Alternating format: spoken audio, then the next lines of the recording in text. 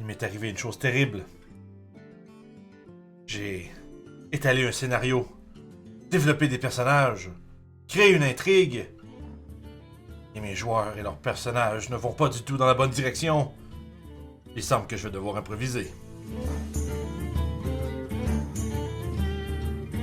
Bonjour tout le monde, ici Vince pour RPG Suicide. Aujourd'hui, on va parler de trucs pour mieux improviser dans une partie de jeu de rôle. Parce que, évidemment, la règle numéro 1 lorsqu'on est maître de jeu, c'est que nos plans n'iront jamais exactement comme nous l'avons prévu. Donc à ce moment-là, on va être forcé un peu d'inventer au fur et à mesure et de produire essentiellement un scénario et de le sortir un peu de nulle part pour nos joueurs et ainsi être capable de mener la partie tout de même afin qu'ils aient du plaisir sans nécessairement être obligés de suivre exactement ce qu'on a planifié.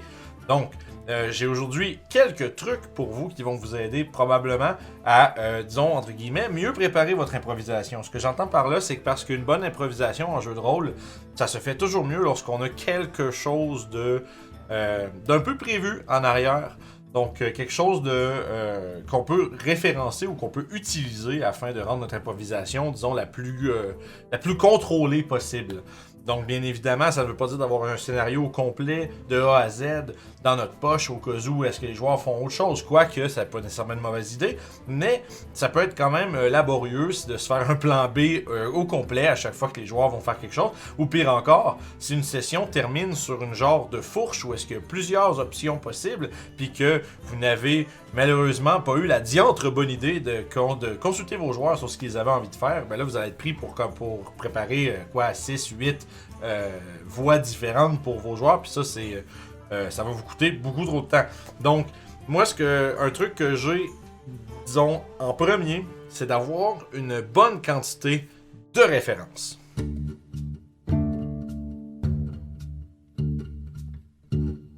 Donc, quand je dis avoir beaucoup de références, c'est simplement d'avoir quelque chose à portée de main qu'on est capable d'utiliser, comme moi dans mon cartable que vous me voyez, que vous pouvez voir probablement sur des photos un peu de behind the scenes quand je prépare des games de Donjons Dragons.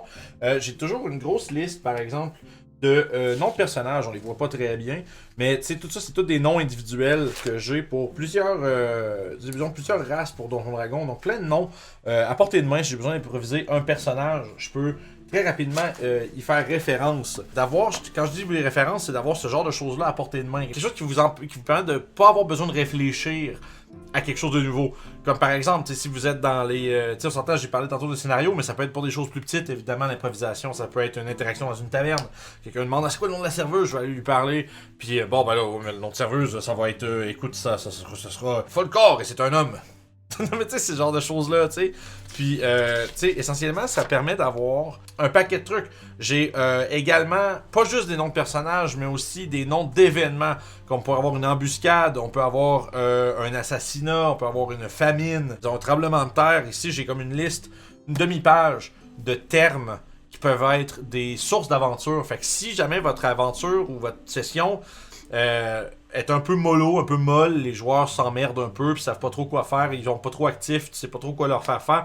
Tu fais OK. Là, je regarde, j'ai ici le mot prank. Fait que là, tu fais OK, qu'est-ce que je peux faire avec ça? Puis là, immédiatement, tu fais OK, qu'est-ce qui pourrait être un coup pour les joueurs? Tu sais, peut-être qu'il y a un voyou qui arrive puis qui fait comme ah, j'ai votre bourse, puis qui part à la course, puis finalement, tu sais, il fait comme s'il y avait un sac d'argent dans les mains, mais finalement c'est un sac qu'il y avait depuis le début, puis ils font juste narguer les joueurs puis les écœurer un peu. Fait que déjà ça peut un peu meubler votre session, créer une situation à laquelle vos personnages vont réagir, puis aussi donner l'opportunité à vos joueurs de développer un peu le roleplay de leur personnage, d'interagir entre eux, puis vis-à-vis de la situation. Fait que bref, d'avoir des références, c'est super important.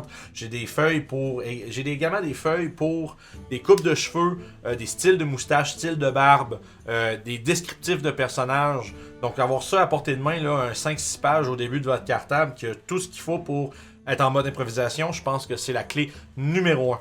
Mais quelque chose aussi qui est super important, c'est de s'assurer que votre improvisation n'est pas juste vous qui racontiez des affaires à des joueurs, mais bien d'avoir une improvisation interactive.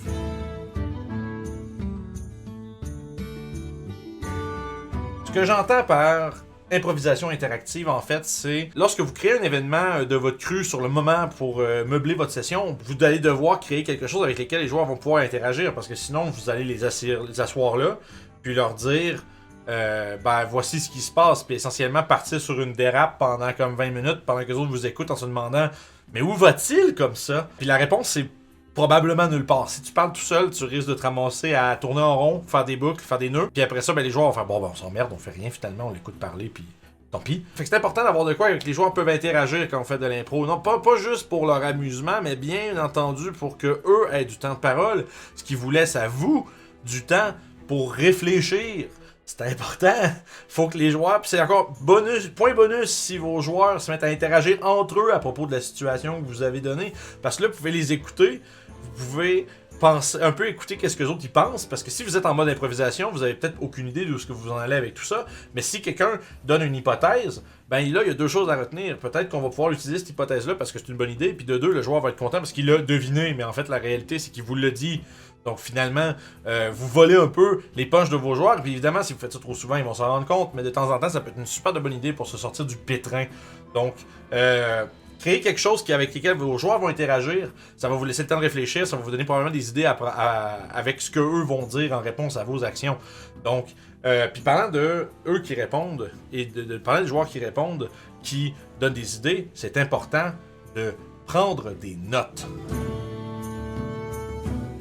Prendre des notes, c'est un truc qui est comme en haut de page pour tous les conseils, des meilleurs conseils de maître de jeu dans tous les jeux, dans toutes les sphères de quoi que ce soit.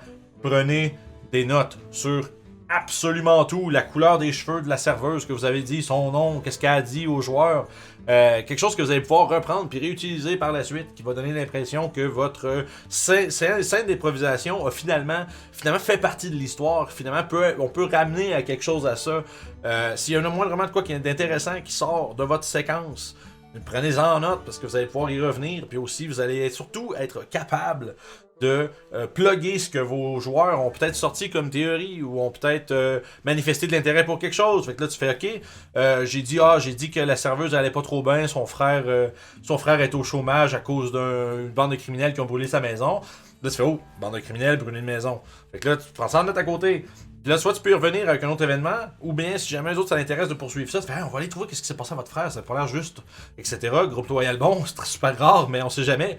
Et à ce moment-là, ben vous allez pouvoir un peu faire comme tirer l'aventure vers vous, puis ainsi ça va être né un peu de quelque chose que vous avez improvisé sur le tas, mais pour ça, il faut le prendre en note, parce que sinon vous allez tout oublier, je vous le garantis.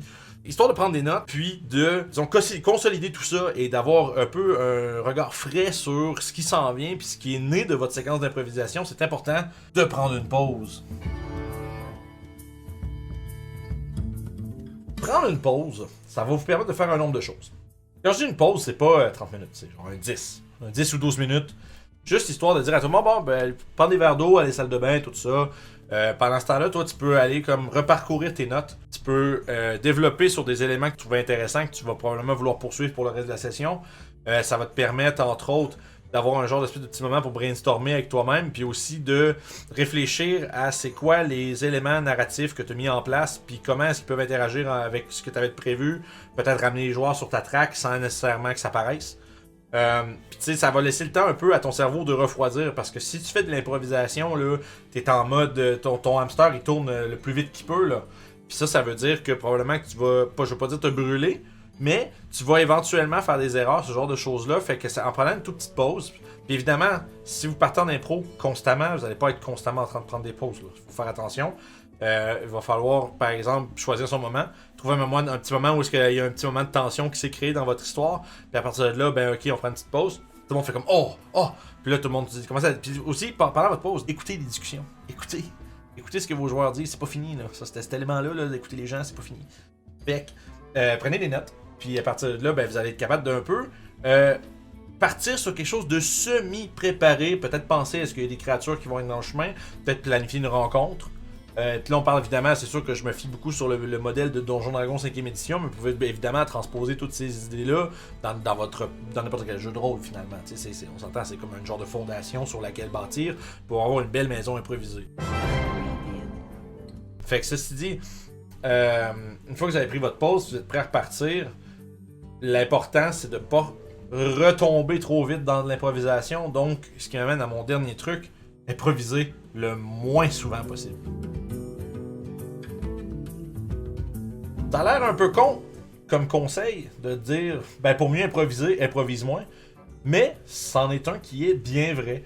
Simplement parce que plus le temps d'improvisation va être long, plus il y a de chances que vous vous enfargiez dans ce que vous avez inventé dans la dernière demi-heure de jeu, par exemple. Peut-être que vous avez avoir envoyé les joueurs sur une certaine piste, qui vont suivre cette piste-là avec un objectif en tête ou avec une conclusion en tête, puis finalement vous amenez une autre affaire qui contredit un peu ce que vous avez dit, puis là c'est là que ça devient un peu de la merde. Puis c'est là qu'à ce moment-là les joueurs vont oh merde, là, on est en dérape depuis tantôt finalement, tu sais. Puis c'est le but quand tu fais de la bonne quand tu deviens bon en improvisation, l'objectif c'est que tes joueurs se rendent le moins possible compte que t'es en train de juste tout inventer au fur et à mesure. Ça, c'est comme ton objectif ultime là, en tant qu'improvisateur de DM qui improvise. Là. Tu veux que ça paraisse pas que t'es en impro. Ça, c'est. Ça veut pas nécessairement dire que, que ça paraisse c'est mal. Mais si ça paraît tout le temps, les joueurs vont se demander si tu prépares quoi que ce soit pour leur game finalement. Puis après ça, ben, le niveau d'engagement devient comme un petit peu plus bas parce que peut-être que les joueurs vont faire bah, ben là, ils me lancent n'importe quoi. Puis c'est sûr que des fois, ça peut bien marcher. Mais ça peut aussi. Mettre à risque le niveau d'engagement des joueurs parce qu'ils vont sentir que c'est un peu des fois tiré par les cheveux ou des trucs comme ça. Puis, bref, plus c'est long, plus c'est difficile, donc improviser le moins possible. Puis c'est pour ça que d'avoir plein d'affaires de près comme des références, comme je disais au début, ça vous aide à avoir l'air prêt. C'est ça l'importance d'avoir l'air prêt. Fait que je vous dirais que c'est de faire attention un peu au taux d'improvisation dans vos parties. Si vous vous rendez compte que vous êtes un peu tout le temps en train de partir sur des dérapes, il y a deux choses que vous pouvez faire. Soit réaliser qu'il faut mettre plus de temps de préparation dans vos games, ou réaliser que vos joueurs sont absolument terribles pour suivre des plans puis qu'ils partent toujours sur quelque chose de différent. Puis ça peut se dire à un groupe de joueurs. On peut le dire à nos joueurs, guys, écoutez, j'ai l'impression que vous prenez des décisions, puis qu'après ça, ben, sur un coup de tête, ou ben, ça fait peut-être 2 semaines qu'on a joué, puis là, vous avez envie de faire d'autres choses rendu au début de la session, ça rend ça difficile pour moi de le préparer. Y a-t-il moyen qu'on essaye d'établir quelque chose que vous voulez faire, puis qu'on parte dans cette direction-là, puis ça se peut que les joueurs fassent « Ben non, je veux être capable de changer d'idée quand je veux », puis c'est correct. Mais ça se peut aussi que les joueurs fassent comme « Ah oui, c'est vrai que c'est difficile d'avoir de quoi de constant, puis de le fun, si on est tout le temps en train de foutre la merde dans les plans du DM, tu sais. » Fait que c'est quelque chose que je pense que vous pouvez jaser de ça à vos joueurs. Si vous avez de la misère à improviser, puis vous ramassez souvent à improviser, puis que c'est pas faute d'avoir pas pris de temps de préparation, à ce moment-là, ça vaut la peine d'en parler avec vos joueurs. C'est quelque chose qui peut être fait, puis je pense que comme dans 95% des problèmes dans les jeux de rôle peuvent être réglés en discutant avec vos joueurs. Puis ça, c'en est un qui en fait partie.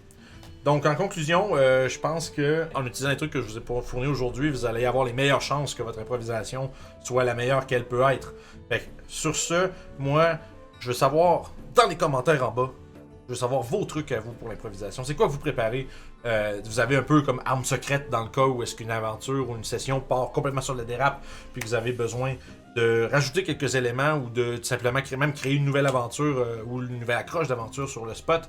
C'est quoi que vous utilisez comme truc comparé par exemple à ce que je vous ai donné aujourd'hui. Je vais voir dans les commentaires ce que vous avez à ajouter ou si vous trouvez qu'un de mes trucs a pas de sens ou si que vous pensez que ça aidera pas du tout. Ben, je vais l'entendre aussi. J'ai besoin de savoir votre pensée sur la chose. Et évidemment, mettez un pouce sur la vidéo.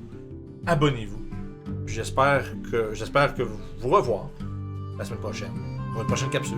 Au revoir.